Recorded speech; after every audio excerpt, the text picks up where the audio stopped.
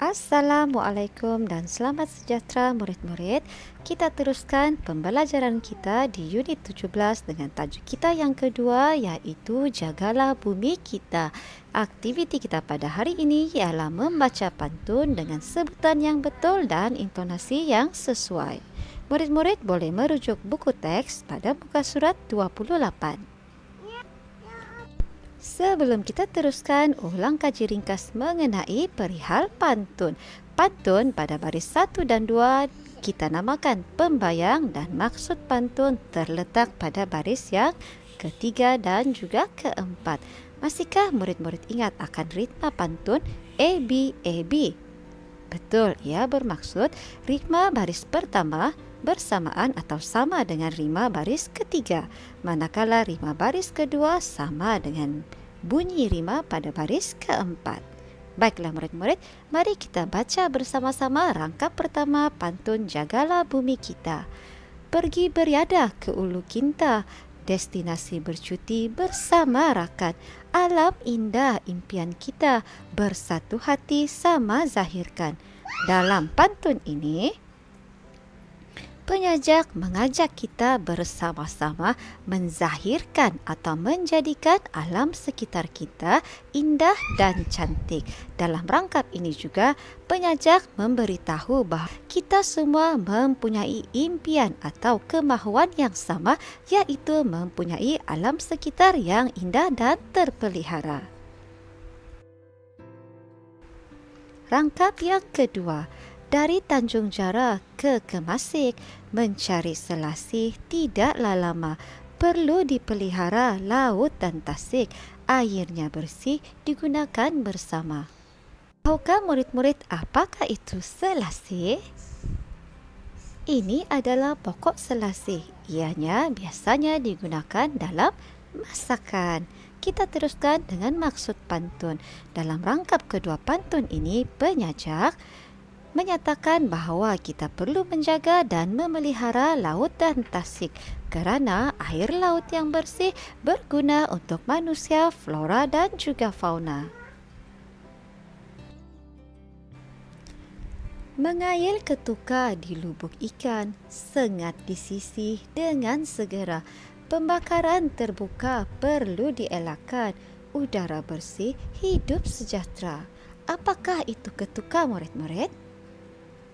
Ketuka adalah sejenis ikan yang hampir sama dengan ikan pari-pari.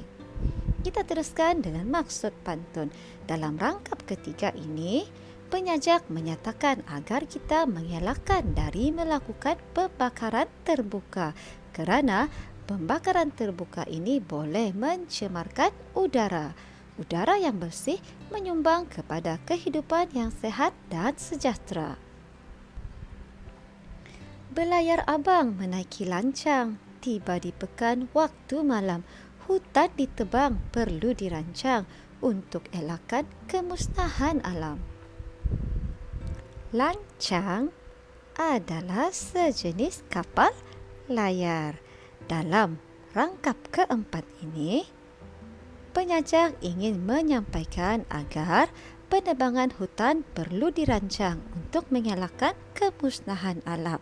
Tahukah murid-murid, penebangan hutan merupakan penyumbang utama perubahan iklim.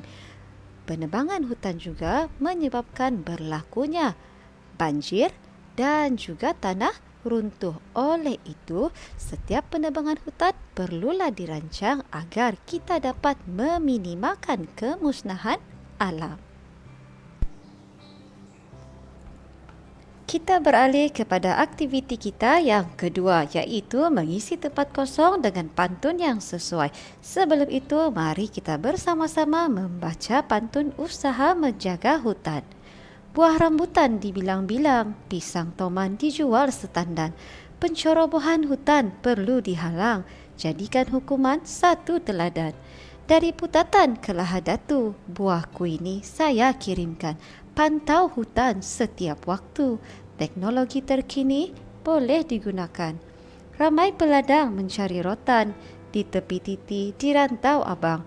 Wujudkan ladang kayu hutan untuk mengganti pokok ditebang. Pergi menjala bersama abang, Nampak ranjau di tepi muara. Tanam semula, pokok ditebang. Bumi menghijau, hutan terpelihara. Intipati. Pantun ini adalah mengenai usaha-usaha menjaga hutan. Antaranya ialah dengan menghalang pencerobohan hutan dan menjadikan hukuman sesuatu yang perlu dilaksanakan dengan tegas, memantau hutan setiap waktu menggunakan teknologi terkini, mewujudkan ladang kayu hutan untuk menggantikan pokok yang telah ditebang dan penanaman semula bagi memastikan hutan kita sentiasa terpelihara. Kita teruskan dengan aktiviti kita, iaitu isi tempat kosong dengan pantun yang sesuai. Ikan haruan di bawah perahu, di sungai Pendang, di tepi jambatan. Apakah tujuan? Tolong beritahu. Diwujudkan ladang kayu hutan. Pantun ini ingin bertanya mengenai tujuan ladang kayu hutan. Kata kuncinya ialah ladang kayu hutan. Berdasarkan 4 pantun ini, yang mana satukah sesuai kita jadikan jawapan? Betul.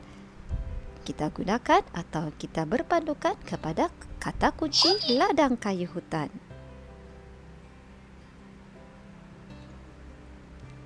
Kita pergi kepada pantun yang kedua. Pokok kuini rimbun daunnya, tempat abang menyirat tali.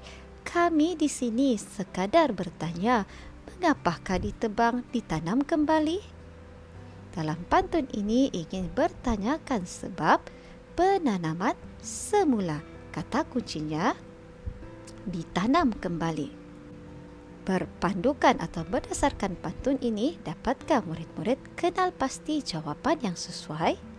Kata kunci tadi adalah ditanam kembali. Betul, tanam semula sama maksud dengan ditanam kembali. Oleh itu, pantun ini sesuai kita jadikan jawapan. Batang rotan dibuat raga, diisi syarat buah rambutan. Bagaimanakah hutan hendak dijaga, luasnya ibarat sebesar lautan? Pantun ini menanyakan atau bertanyakan tentang cara kita hendak menjaga hutan. Berdasarkan 4 pantun ini, yang manakah sesuai kita jadikan jawapannya? Betul, cara untuk menjaga hutan ialah memantau hutan setiap waktu menggunakan teknologi terkini. Kuala Kedah tempatnya indah, ramainya pergi mencari lokan. Tegur sudah, nasihat pun sudah, apatah lagi boleh kita lakukan? Pantun ini pula menanyakan cara yang boleh kita lakukan setelah kita memberikan teguran dan juga nasihat. Rangkap manakah yang sesuai kita jadikan jawapan murid-murid? Tepat sekali. Dengan menghalang pencerobohan hutan dan melaksanakan hukuman kepada mereka yang didapati menceroboh hutan secara haram. Baiklah murid-murid, sampai di sini sahaja pembelajaran kita pada hari ini. Selepas ini, cikgu minta murid-murid lengkapkan latihan pada muka surat 31 buku aktiviti jilid 2. Selamat menjawab, terima kasih dan kita jumpa lagi. Bye!